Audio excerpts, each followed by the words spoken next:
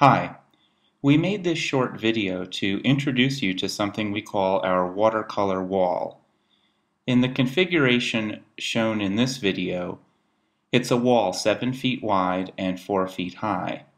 But it's really a method of making a touch-sensitive surface that could be other widths and heights. And the way that the surface is divided into different regions is entirely arbitrary. What you see here is something we did for a children's hospital where they favored curving lines and a non-realistic representation, but really any way of dividing the space is possible. The zones could be larger or smaller. So what this does is it does something very simply, but we think it does it very well. As you touch the small touch-sensitive zones, they change color beneath your hand until they reach a color that you like, and then you take your finger off the surface and it stays that color. This lets you arrange the surface into zones of different color that flow beautifully into one another in the same way that watercolor paint flows from one section to another on a canvas.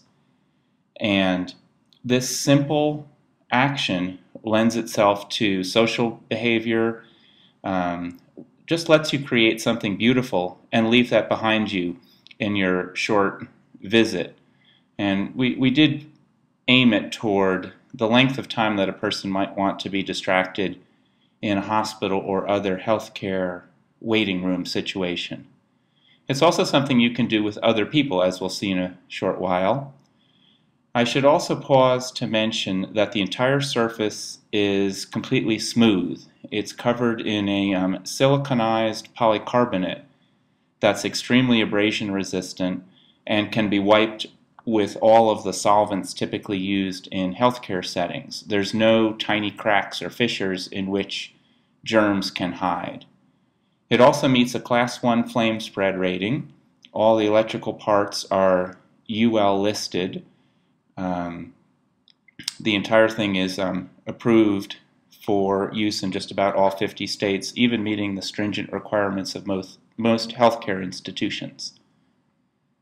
So this is all it does, is it changes colors as you touch the different areas. And it's something that one person, two people, or three people can do. And sometimes we're asked, well, why doesn't it do more? Where are all the bells and whistles? And then we remind people that often in a healthcare environment, there are people of very different ages, abilities to hold their interest, previous experiences with technology.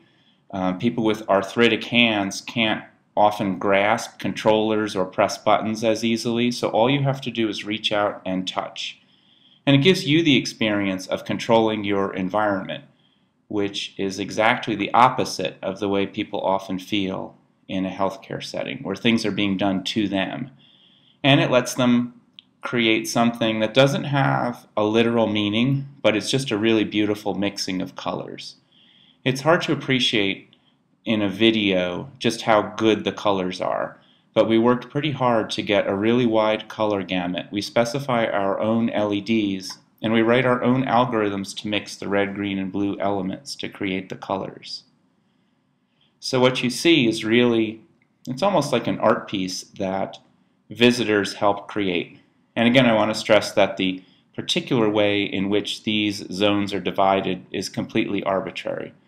They could be straight lines, they could be many small pieces, they could be fewer big pieces, they could vary in size and shape.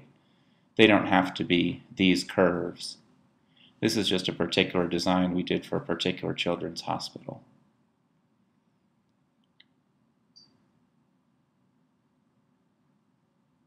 And you get to leave something beautiful behind.